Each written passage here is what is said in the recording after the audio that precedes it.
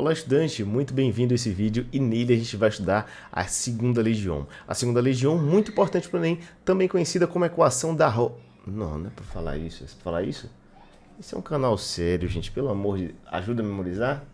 Vai ficar na cabeça? Tá bom. Esse é um vídeo sobre a equação da rola.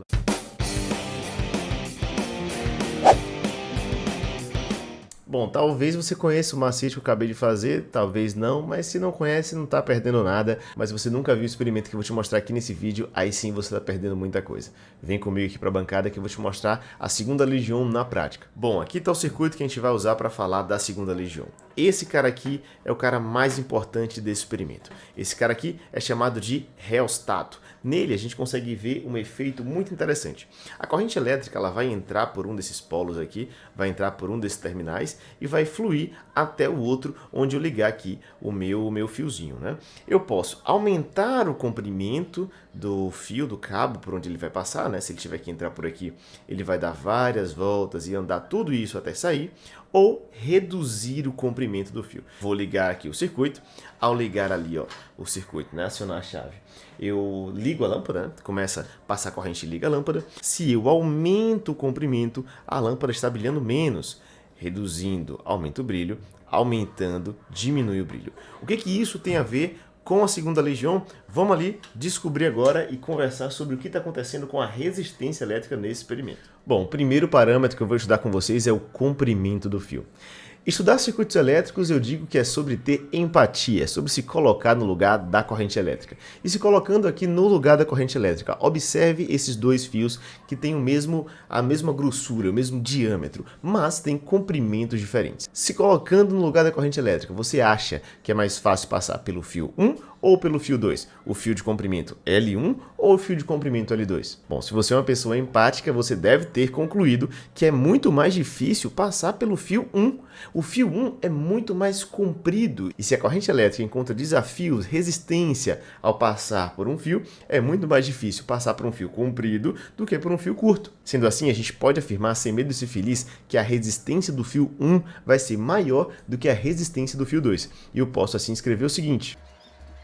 Bom, o que eu escrevi aqui é que a resistência é proporcional ao comprimento. E não apenas proporcional, e sim diretamente proporcional. Se o comprimento aumenta, a resistência também aumenta. Esse símbolozinho aqui, o peixinho indica proporcionalidade. O que a gente viu ali no reostato foi exatamente isso. Com o aumento do comprimento do reostato ou a redução do comprimento, eu variava a resistência e variando a resistência eu afetava a corrente elétrica. Afetando a corrente elétrica, eu fazia a lâmpada brilhar mais quando a corrente era maior ou brilhar menos quando a corrente era menor. Tudo isso variando a resistência. Mas perceba, não é só o comprimento do fio que afeta a resistência elétrica. Existem também alguns parâmetros que afetam a resistência elétrica que eu não consegui mostrar naquele experimento, mas a gente vai analisar aqui no quadro. Eu posso também analisar a área do fio. Como assim a área? Quando você faz um corte no fio, você vê ali na face, né, olhando o fio de frente, você vê ali uma seção transversal. Então a área, que é como se fosse a grossura do fio, a espessura do fio, né? Se ele é um fio mais grosso ou é um fio mais fino. Novamente exercitando a sua empatia, se os fios tiverem os mesmos comprimentos, mas eu tiver um fio mais grosso e depois um fio mais fino, você acha que a corrente elétrica vai ter mais dificuldade em passar pelo fio grosso ou pelo fio fino? Para te ajudar no raciocínio, pensa em um cano. Se você tem um cano de água e esse cano é bem grosso, é mais fácil passar nesse cano grosso ou em um cano fino? Bom, espero que você tenha concluído corretamente que passar no fio fino é muito mais difícil do que passar no fio mais largo, no fio mais grosso. O fio que tem uma área maior, uma maior seção transversal. É por isso que a resistência elétrica é inversamente proporcional à área da seção transversal do fio, a essa área desse corte. Isso porque, se o fio é bem grosso, ele tem uma área alta e é bem fácil passar, você não tem aperto para passar ali, digamos assim, por o fio, né? Se o fio é mais fininho, a resistência é bem maior, é bem mais difícil atravessar esse fio. Sendo assim, a resistência é inversamente proporcional à área. Quanto maior for a área, menor a resistência. Quanto menor for a área, maior a resistência. Vamos escrever essa relação aqui no quadro.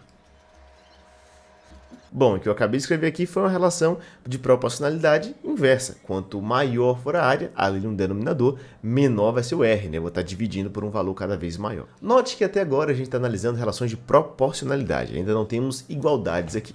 E se você já conhece a segunda lei de Ohm, você está se perguntando, ora, como é que essas equações aí vão chegar lá na lei que nós estamos analisando? Para que a gente conclua e entenda a segunda lei de Ohm, a gente precisa falar sobre a resistividade. Um fio de prata, quando comparado a um fio de alumínio com o mesmo comprimento e a mesma área, oferece uma resistência diferente à passagem de corrente. Isso porque alguns materiais são melhores condutores do que outros, consequentemente, alguns são mais resistivos do que outros. E para representar esse conceito, essa propriedade, a gente usa a letra Rho.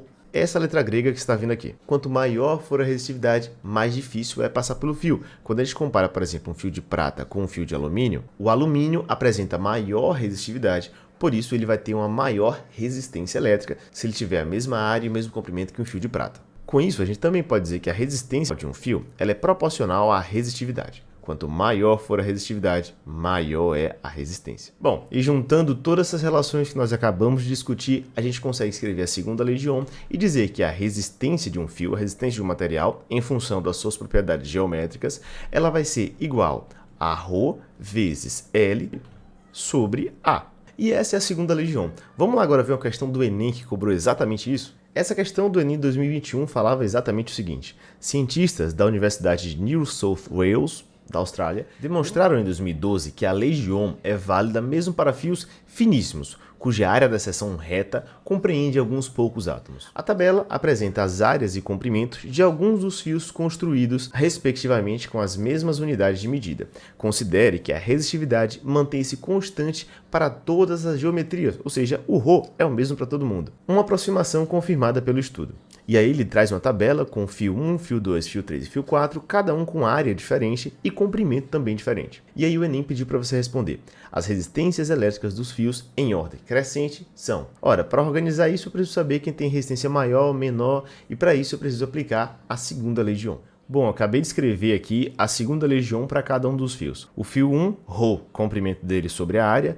O fio 2, Rho, comprimento dele sobre a área. Fio 3, Rho, comprimento dele sobre a área. Fio 4, Rho, comprimento dele sobre a área. Perceba que todo mundo tem o mesmo valor de Rho. Isso porque a questão disse que todos os fios apresentavam a mesma resistividade. Daí agora é só fazer as divisões. O primeiro R, o R1, vai dar aproximadamente Rho vezes 34,7. O segundo R, R2, vai dar aproximadamente 11,8. O terceiro R, R3, vai dar exatamente Rho vezes 27. E o quarto R, o R4, vai dar exatamente Rho vezes 106. Agora, fica tranquilo de você organizar. Como a questão pede que você organize de ordem crescente, o menor de todos vai ser R2, depois R3, R1 e o maior de todos, R4. Depois de organizar, a gente vê que a alternativa correta nessa questão é a letra C, R2, R3, R1 e R4. E aí, curtiu essa explicação? Não deixe de se inscrever aqui no canal e me acompanhar nas outras redes. Todas estão linkadas aqui na descrição. O meu nome é Brian, sou professor de Física e você está no canal A Física que Faltava.